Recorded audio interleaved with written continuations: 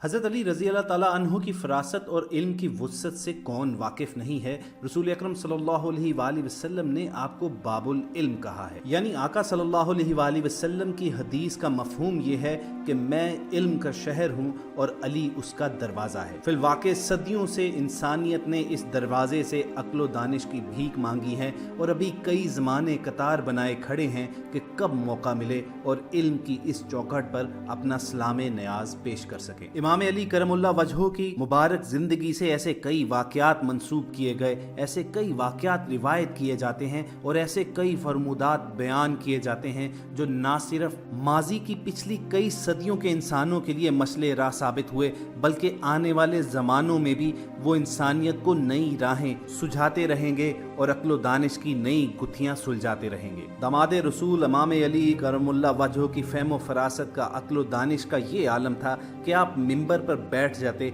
और सलूनी सलूनी की सदाएं देते कि मुझसे पूछो, जो पूछना चाहते हो मैं उस चीज़ का तुम्हें जवाब दूंगा। ऐसी ही एक महफिल बरपा थी। हज़रत अली इल्म व हिकमत के मोती बखेर रहे थे कि एक शख्स वहाँ पर हाजिर हुआ और दस्ते अदब को जोड़कर गोया हुआ कि ए अली, एक सवाल मेरे कल्बो ज़हन को परेशान किए रखे है कि अगर अल्लाह ताला हम तमाम लोगों से मोहब्बत रखता है तो फिर मरने के बाद हमारे जिस्मों के साथ ऐसा अंजाम क्यों होता है कि उसमें कीड़े पड़ जाते हैं। हम जिन चेहरों से पूरी जिंदगी मोहब्बत रखते हैं उन महबूब चेहरों को मरने के बाद कीड़े क्यों खा जाते हैं। इसी एक दुख ने मुझे मगमूम किए रखा है। इस बज़ाहिर सादा सवाल का हज़रत अली ने किस खूबसूरती से क्या जवाब दिया ये आपको ज़रूर बताएंगे, मगर आगे बढ़ने से पहले एक दरखास्त करेंगे कि आप रेड बटन को प्रेस करके और बेल आइकॉन पर क्लिक करके पीपल लाइव चैनल के सब्सक्राइबर जरूर बनिए ताकि आपको ऐसी ही इंफॉर्मेटिव वीडियोस मुस्तकबिल में भी मिलती रहें। तो ख्वातीन हज़रात, जब उसने इमाम अली के दरबार में हाजिर होकर ये सवाल किया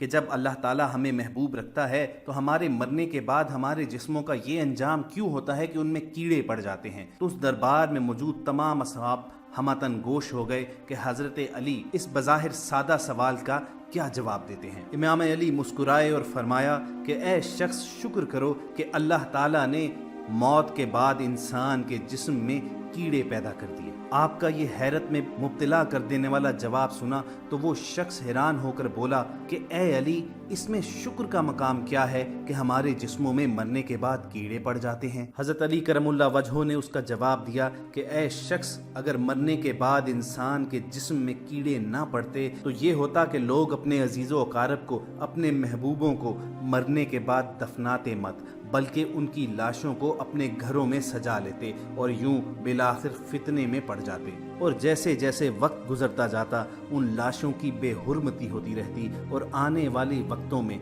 आने वाली नस्लें ज़रूरत पड़ने पर उन लाशों के जिस्मानी अज़ा को बेच खाने से भी गुरेज न करते। और हमारे खालिक, हमारे अल्लाह की गैरत ये गवारा नहीं करती कि मरने के बाद उसकी तख्लीक की लाश की यूं बेहुरमती हो। चुनाचे मरने के बाद हमारे जिस्मों में कीड़े पड़ जाते हैं और हमें ज़मीन में दफना दिया जाता है और यूं हम रफ्ता रफ्ता अपनी असल से घुल मिल जाते हैं और हमारा नामो निशान भी बाकी नहीं रहता। दोस्तों, आपने देखा कि हज़रत अली ने फ़लसफ़ा हयात कितने सादा अल्फाज में यूं खोल कर बयान कर दिया कि हम सब की जहनों और अक्लों को जिला बख्श दी। और 14 सदियां पुराना उनका फरमान आज के ज़माने में यूं पूरा होता भी नज़र आता है कि इंडोनेशिया में आज भी एक गाँव ऐसा है जहाँ लोग अपने अजीज़ो अकारब को दफनाते नहीं हैं, बल्कि उनकी लाशों को महफूज बनाकर अपने घरों ही में सजा लेते हैं। और फिर साल बाद एक ऐसा दिन आता है जहाँ बाकायदा उन लाशों के नाम का मेला मनाया जाता है और इन लाशों को बाजारों में फिराया जाता है। जरा सोचिए, जस्ते खाकी के साथ, इंसानी जिस्म के साथ इससे बड़ी बेहुरमती क्या होगी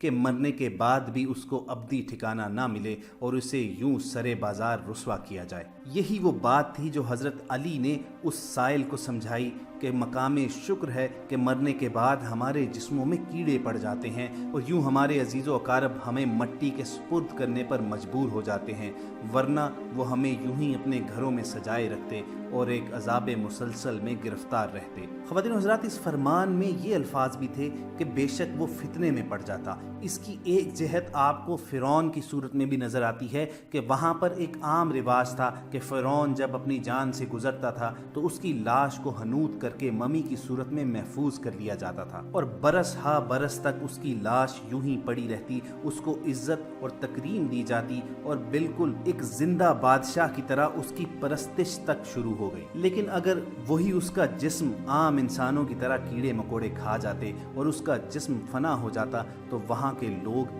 ان فتنوں میں گرفتار نہ ہوتے۔ یہ ہے امام علی کرم اللہ وجہہ کی عقل کا وہ معیار کہ ایک سادہ سے جواب کی صورت میں عقل و دانش کی کئی جہتیں سامنے آتی ہیں اور ان کا فرمان کئی صدیوں کا فاصلہ طے کرتا ہے۔ جب بھی دربار علی میں آ کر کسی سائل نے کوئی سوال کیا تو اس کا جواب دیتے ہوئے حضرت علی کی نگاہ نہ صرف ماضی پر ہوتی بلکہ آنے والے زمانوں پر بھی ہوتی، چنانچہ منہ سے جو بھی لفظ نکلتا وہ پتھر پر لکیر ہی ثابت ہوتا اور انسانی عقل کو اس کو منو ان تسلیم کرنا پڑتا۔ اور سامعین اکرام، ایسا ہوتا بھی کیوں نہ، جس شخص کی تربیت، جس شخص کی تعلیم رسول اکرم صلی اللہ علیہ وآلہ وسلم نے خود کی ہو، اس کی فہم و فراست میں کیا خامی باقی رہ سکے؟ ایسے کئی واقعات ہیں، ایسے بے شمار موضوعات ہیں کہ جب حضرت علی نے سوالات پر جواب دیے تو پوری انسانیت کے لیے اصول وضع کر کے رکھ دیے۔ امام علی کے فرمائے گئے چھوٹے چھوٹے جملے آج بھی ورطہ حیرت میں ڈال دیتے ہیں۔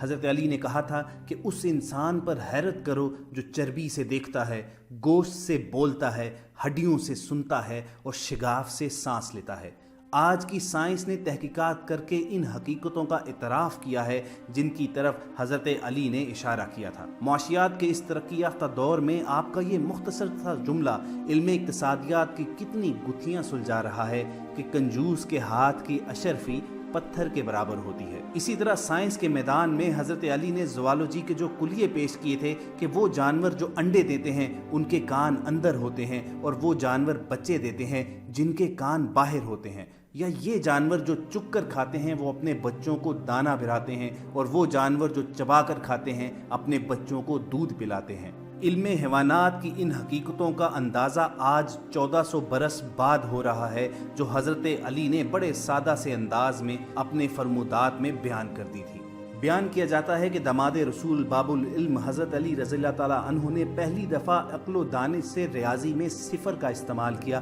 جو ناگزیر تھا۔ ایک مرتبہ جب حضرت علی مجلس میں بیٹھے ہوئے تھے کہ 3 لوگ حاضر خدمت ہوئے، بڑے بے چین لگ رہے تھے۔ اجازت لے کر حضرت علی سے عرض کیا کہ حضور، ہمارے پاس 17 اونٹ ہیں اور یہ ہم تینوں میں تقسیم ہونے کی وصیت کی گئی ہے۔ مسئلہ یہ ہے کہ یہ 17 اونٹ کسی بھی طرح ہم میں وصیت کے مطابق تقسیم نہیں ہو رہے۔ حضرت علی رضی اللہ تعالیٰ عنہ نے پوچھا، وصیت میں کس حساب سے ان کو تقسیم کا کہا گیا ہے؟ ان تینوں میں سے ایک نے عرض کیا کہ یا علی، ہم میں سے ایک کو 1/2 حصہ، دوسرے کو 1/3 حصہ اور تیسرے کو 1/9 حصے کے حساب سے اونٹ ملیں گے۔ حضرت علی رضی اللہ عنہ نے فرمایا، گھبراؤ مت، ایسے کرو کہ 17 اونٹوں میں ایک فرضی اونٹ جمع کر لو تو یہ 18 ہوں گے۔ اب 1/2 حصے والے کو 9 اونٹ ملیں گے، 1/3 حصے والے کو 6 اونٹ ملیں گے اور 1/9 حصے والے کو 2 اونٹ ملیں گے، تو یہ تمہارے 17 اونٹ ہو گئے، اور جو فرضی اونٹ تم نے اس میں جمع کیا تھا وہ ویسے کا ویسا رہ گیا، تو تمہاری پریشانی دور ہو گئی۔ وہ تینوں لوگ پھولے نہ سمائے اور حضرت علی رضی اللہ تعالیٰ عنہ کی فہم و فراست اور حاضر دماغی کو سراہتے ہوئے رخصت ہو گئے۔ خواتین حضرات، ایسے کئی مقامات آئے کہ جب بظاہر نہایت پیچیدہ اور مشکل سے حل ہونے والے مسئلے کو لے کر کوئی دربار علی میں حاضر ہوا اور چند لحظوں چند منٹوں کے اندر آپ نے اپنی فہم و فراست سے اس کا وہ حل پیش کیا جو کسی کے وہم و گمان میں بھی نہیں تھا۔ ایک دفعہ کا ذکر ہے کہ چند اصحاب اپنے ساتھ ایک بچہ لے کر آئے جس کے ساتھ 2 عورتیں بھی تھیں اور جو دونوں اس بچے کی ماں ہونے کے دعوے دار تھیں۔ حضرت علی سے عرض کیا گیا کہ اس بچے کی ملکیت کا فیصلہ کیجئے، یہ بتائیے کہ اس بچے کی ماں کون ہے۔ حضرت علی نے جب ان دونوں عورتوں سے سوال کیا تو وہ دونوں عورتیں اپنے اس دعوے پر قائم رہیں کہ میں نے اس بچے کو جنم دیا ہوا ہے، میں ہی اس بچے کی اصل ماں ہوں۔ جب معاملہ طول پکڑتا نظر آیا تو حضرت علی نے تلوار کھینچی اور کہا کہ اس بچے کے 2 ٹکڑے کر دیے جائیں اور ایک ٹکڑا ایک عورت کو اور دوسرا ٹکڑا دوسری عورت کو دے دیا جائے۔ یہ سننا تھا کہ ایک عورت اس میں سے چیخ پکار اٹھی، اس نے کہا کہ ایسا मत कीजिए, इस बच्चे को कत्ल मत कीजिए, इस बच्चे को टुकड़े मत कीजिए, आप चाहें तो ये बच्चा इस दूसरी औरत के हवाले कर दे। ये सुनना था कि हजरत अली ने मुस्कुराकर कहा कि यही इस बच्चे की हकीकी माँ है, जिसने अपने दावे से दस्तबरदार होना तो गवारा कर लिया, मगर उसकी ममता ने ये गवारा ना किया कि उसके बच्चे को किसी भी किस्म की तकलीफ पहुंचे। दोस्तों, हज़रत अली की ज़ात गिरामी थी ही ऐसी जो बहुत सी कमाल और बहुत सी खूबियों का मजमुआ थी। आप साहिब सखावत भी थे और साहिब शुजाअत भी, अबादत और रियाजत वाले भी थे और फसाहत और बलागत वाले भी, फातह खैबर भी थे और मैदान खताबत के शाह सवार भी थे। गर्ज ये कि आपके अंदर बहुत से कमाल और खूबियाँ जमा कर दी गई थीं और आप हर एक में एक मुमताज़ और यगाना रोज़गार मकाम रखते थे। इसीलिए दुनिया आपको मज़हरुल अजाइबुल गराइब से याद करती है और क़यामत तक इसी नाम से याद करती रहेगी। अल्लाह ताला हम सबको रसूल अकरम सल्लल्लाहु अलैहि वसल्लम की तालीमात और उनसे बराह रास्त फैज़ पाने वाले असहाबा कराम की ज़िंदगियों से सीखने की तौफीक बख्शे और उनकी राह पर चलने की हिदायत और तौफीक नसीब फरमाए। इसी दुआ के साथ अपनी वीडियो का अख्ताम करते हैं। हम उम्मीद करते हैं कि आपको ये वीडियो पसंद आई होगी। इसे लाइक और शेयर कीजिए और इसके साथ साथ अगर आपने हमारा चैनल सब्सक्राइब नहीं किया हुआ तो रेड सब्सक्रिप्शन बटन पर क्लिक करके और बेल आइकॉन को प्रेस करके हमारे सब्सक्राइबर बन जाइए, ताकि ऐसी कई इन्फॉर्मेटिव वीडियोस आपको आइंदा भी हासिल होती रहें। अपना और अपने इर्द गिर्द लोगों का ख्याल रखिए। फ़ी अमानिल्लाह।